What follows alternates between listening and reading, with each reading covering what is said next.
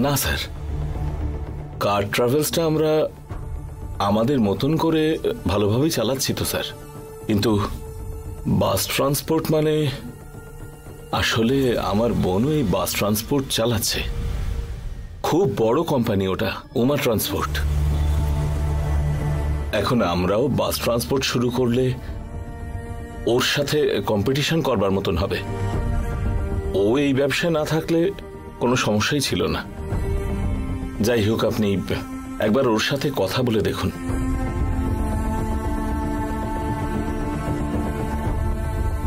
আমরা যে রুটটা নেব ভাবছি, ও সেটার জন্য অ্যাপ্লাই না করলে আমরা নিশ্চয়ই চেষ্টা করব স্যার। আরে কি বোকার মতো কথা বলছো? তুমি ম্যানেজমেন্টের থেকে অনেক দক্ষ। ভেবেছিলাম তুমি তোমার বুদ্ধি দিয়ে ব্যাপারটা সলভ করবে।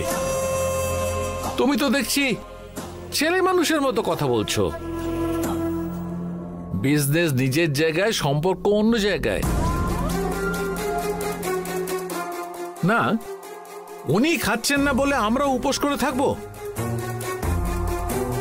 তোমার কথায় কোনো যুক্তি নেই। ননসেন্সের মতো কথা বলছো তুমি।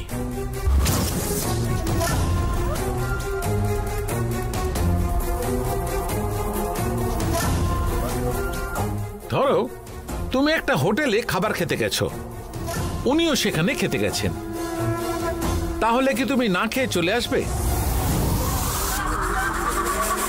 নাকি একসঙ্গে বসে খাবার খাবে? স্যার, হোটেলে খাবার খাওয়াটা এক ব্যাপার, কিন্তু দুজনে একই অর্ডারের কোটেশন দেওয়া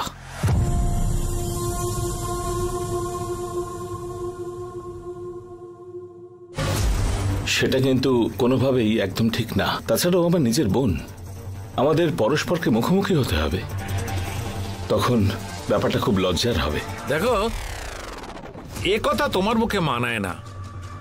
যারা হেরে যায় তারা এই কথা বলে। এতদিন তোমার ব্যবসার ব্যাপারে আমি গর্বিত ছিলাম, তোমার সাহসও ছিল। একটা ভালো লোক দেখে টাকা ইনভেস্ট করেছি বলে শান্তিতে ছিলাম, কিন্তু এখন ভয় করছে। তোমাকে সিদ্ধান্ত নিতে দিলে আমি পথে এসে দাঁড়াবো। আমার কথাটা শোনো, আমি তোমাকে যেমনটা বলবো তুমি ঠিক তেমনটাই করবে। আমি বড় বড় লোকেদের চিনি, আমি ওদের জন্যই এই রুটটা পাবো। তুমি শুধু বাকি কাজটা করো।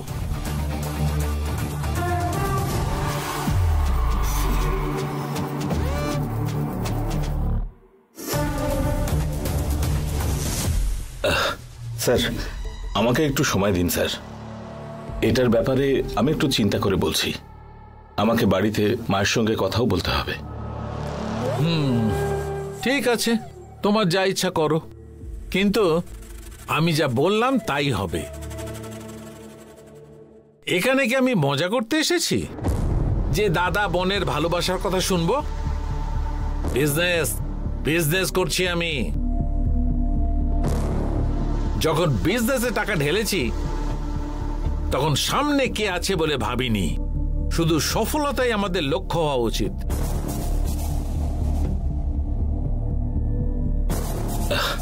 সেই জন্যই তো বললাম স্যার, আমাকে একটু সময় দিতে হবে স্যার। তুমি ভাবার জন্য যত ইচ্ছা সময় নাও, কিন্তু আমি ট্রান্সপোর্ট অফিস শুরু করব, এটা পাক্কা।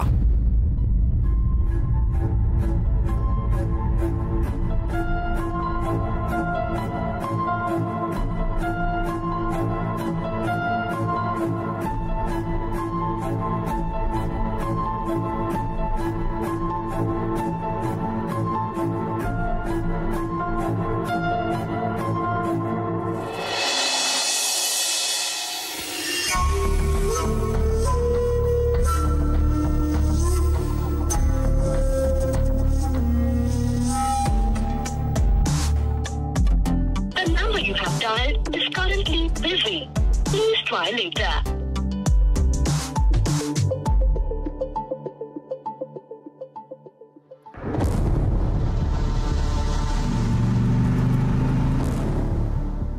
কেন জানি না ডাউট হচ্ছে আমার। এরকম পড়াশোনা করার মেয়ে এতক্ষণ কার সাথে কথা বলতে পারে? আমি যে ফোন করছি সেটাও বুঝতে পারছে না নাকি জেনেও ইগনোর করছে।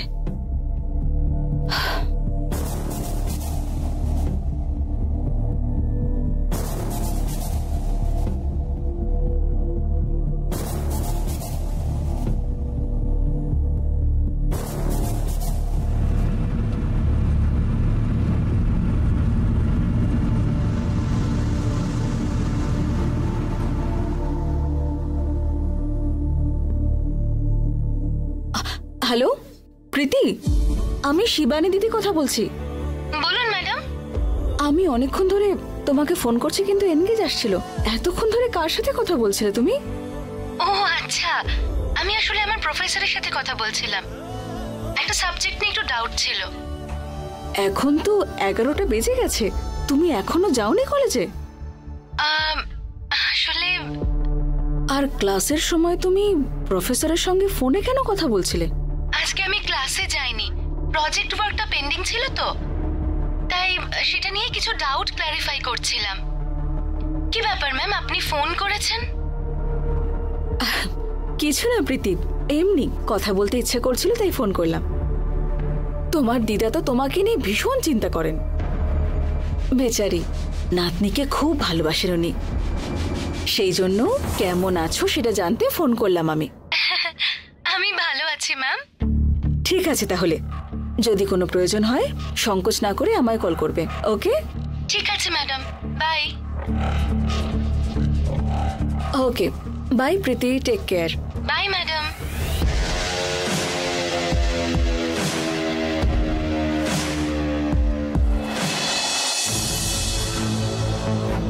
রূপা, সকাল থেকে নাতনিকে আমি কল করে যাচ্ছি, শুধু কুই কুই করছে আর বিজি আছে বলছে। কুই কুই শব্দ হচ্ছে আর বিজি আছে বলছে। ধুর, এই ফোনটার যে কি হয়েছে বুঝতে পারছি না। আরে কমলা মা, ফোনের কিচ্ছু হয়নি, ফোন ভালোই আছে। ও হয়তো বিজি আছে তাই ধরছে না।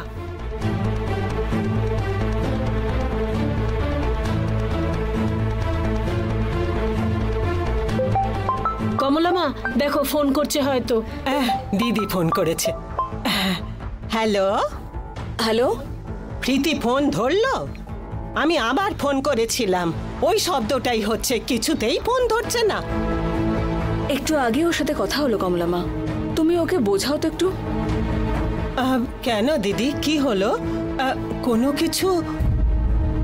সন্দেহ করছি না, কিন্তু যুবতী মেয়ে তো, আমাদের একটু সতর্ক থাকা উচিত। এত কিছু জানার পর তো আমরাই ভুল করি। বেচারি ও তো এখনো বাচ্চা মেয়ে। ঠিক আছে দিদি, আমি বলছি ওকে।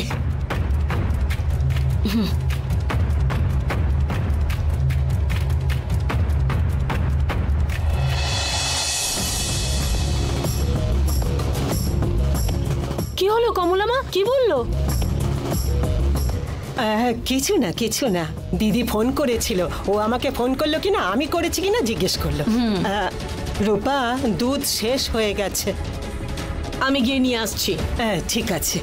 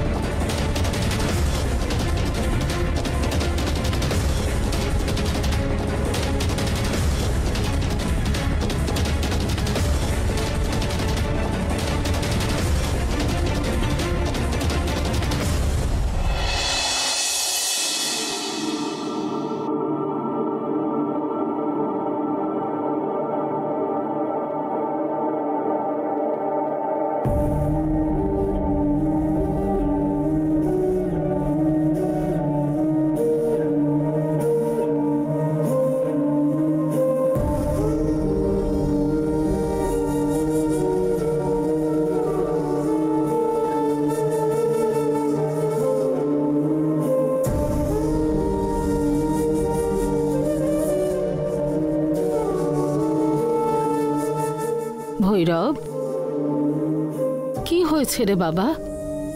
গাড়ি রিপেয়ার করতে হবে? অফিসে কোনো প্রবলেম হয়েছে?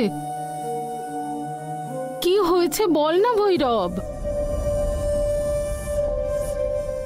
কিছু জানি না মা, আমার যেন মনে হচ্ছে কোনো অশুভ শক্তি আমাদের অফিসে এসে সবকিছু বিগড়ে দিচ্ছে। কেন রে ভৈরব, কেন এসব কথা বলছিস? কয়েকদিন আগেও অফিসে আমি পজিটিভ ভাইব্রেশন পেতাম। আমি হোক বা আমার পার্টনার হোক, কখনো গলা উঁচিয়ে কথা বলিনি।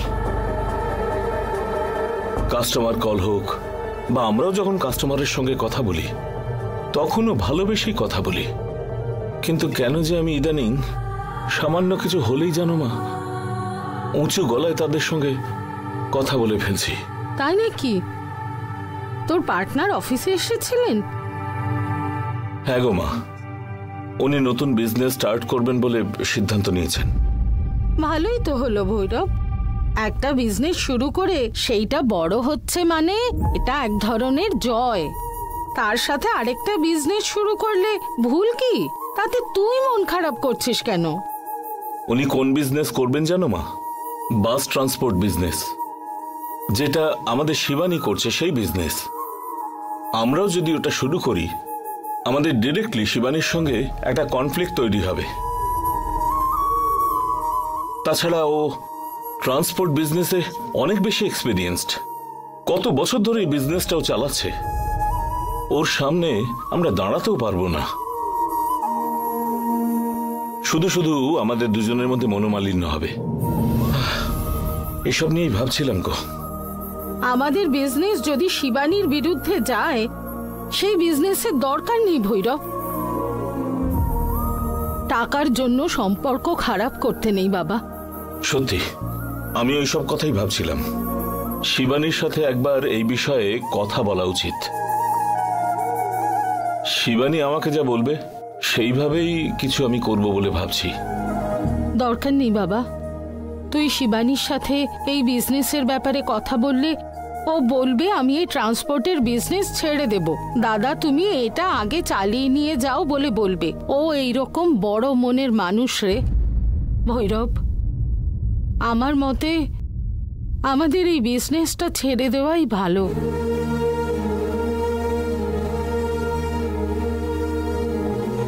কিন্তু এই মানুষটা তো কিছু কথা শুনতেই চাইছেন না। আমি যেন ওনাকে ঠকাচ্ছি এইভাবে উনি কথা বলছেন। এতে ঠকানোর কি আছে? উনি তোর ভরসায় টাকা ইনভেস্ট করেছেন। ট্রাভেল বিজনেসকে একটা পর্যায়ে পৌঁছেছিস, ভালোই লাভ হয়েছে।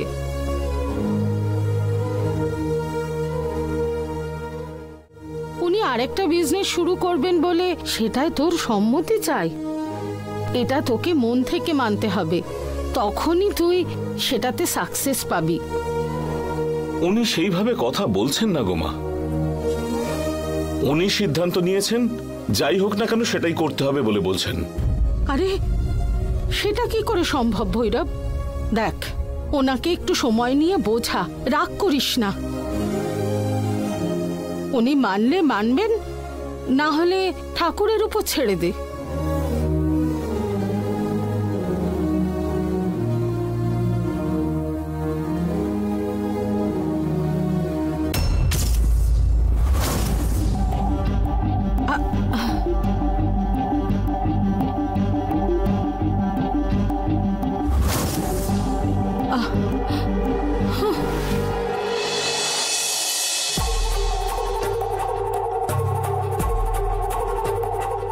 কথা বলে দেখবো মা, তারপর উনি যা সিদ্ধান্ত নেবেন।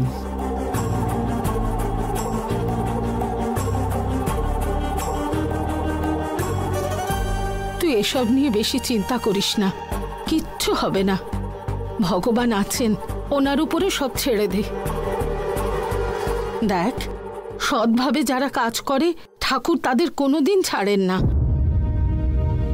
ঠিক আছে, তুই গিয়ে হাত পা ধুয়ে আয়, খাবার বেড়ে দিচ্ছি।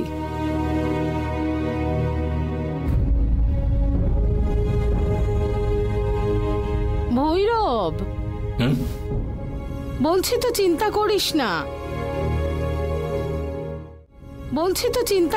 না, যা গিয়ে হাত পা ধুয়ে আয়, যা না রে।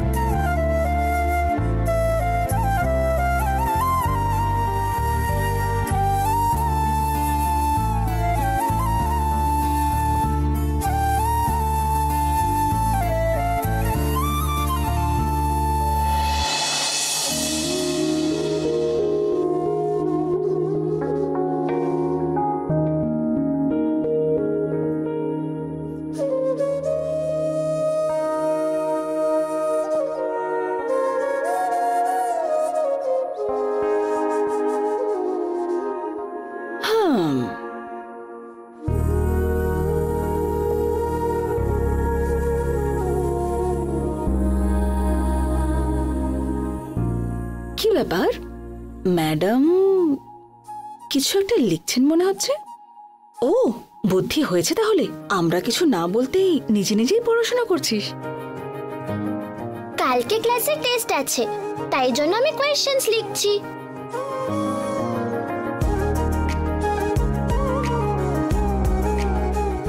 হ্যাঁ, কোয়েশ্চেন পেপার লিখছিস তুই? ইউজুয়ালি টেক্সট এক্সামের জন্য কোয়েশ্চেন পেপার টিচার্সরা লেখে, আর তুই এখন পড়াশোনা না করে কোয়েশ্চেন পেপার লিখছিস। কাল কি কি কোয়েশ্চেন আসবে সেটা তুই কি করে জানলি? আমার মনে হচ্ছে তাই আমি কোয়েশ্চেনগুলো লিখছি।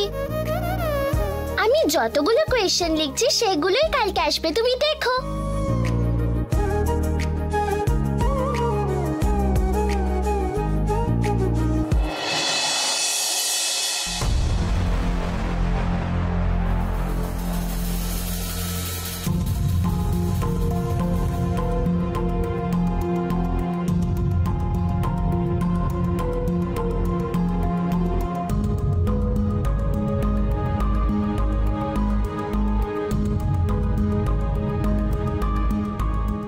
সোনা, এত চকলেট কোত্থেকে পেলি তুই? কে দিয়েছে তোকে? ওই চকলেটগুলো আমি বেটিং এ জিতেছি।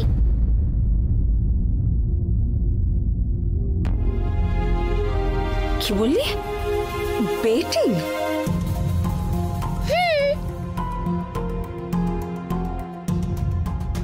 আজকে যে ভাগ্যশ্রী ম্যাম স্কুল আসবে না সেই বিষয়ে বন্ধুদের সাথে বেট লাগিয়েছিলাম, আর শেষ অবধি ভাগ্যশ্রী ম্যাম এলো না, তাই জন্য সবাই আমায় চকলেট কিনে দিল।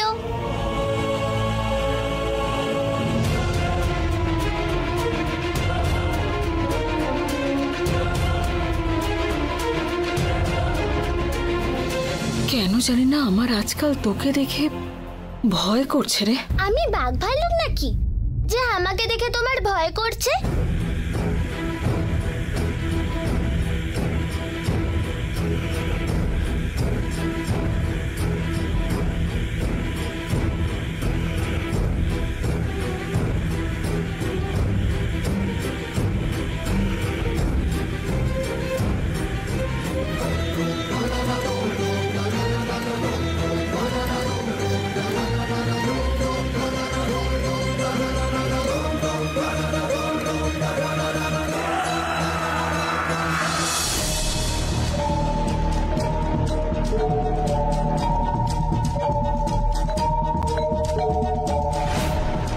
আসুন স্যার। নমস্কার স্যার। কাজকর্ম সব কেমন চলছে? সব ঠিকঠাক চলছে স্যার।